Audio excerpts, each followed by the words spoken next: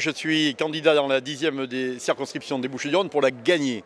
C'est une circonscription que nous avons eue pendant 2 mandats, 10 ans, et à l'occasion des dernières élections législatives, nous l'avons perdue puisque nous étions en triangulaire. Les idées que j'ai l'honneur de représenter, les idées de la droite et du centre, des Républicains et de l'UDI, nous l'avons perdue parce que nous étions en triangulaire et que le Front National nous avait fait perdre cette circonscription. Il y a 5 ans, elle a élu par surprise un député de gauche qui, entre-temps, est devenu un député fantôme, puisque les électrices et les électeurs ne l'ont quasiment jamais revu. Là, à l'occasion de cette élection législative, il se représente, il se revendiquait du mouvement En Marche, La République En Marche, et il se trouve que les responsables de ce parti politique, de ce nouveau parti politique, ne lui ont pas donné l'investiture. Donc je suis un peu dans un cas particulier. Il y en a une 50aine en France où il n'y a pas de candidat d'En Marche dans ma circonscription. Et j'affronte donc un candidat du Front National qui est en embuscade, qui a fait de cette circonscription une cible,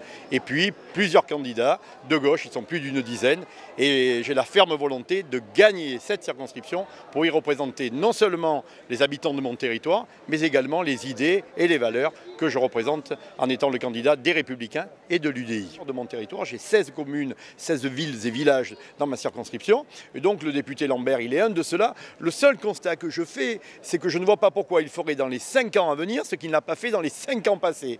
Voilà, je veux être un député accessible, disponible, à l'écoute. C'est ça qui, à mon sens, aujourd'hui, manque sincèrement. Et puis je veux être également un député très proche des maires, parce que les maires, ils défendent la réalité de leur territoire.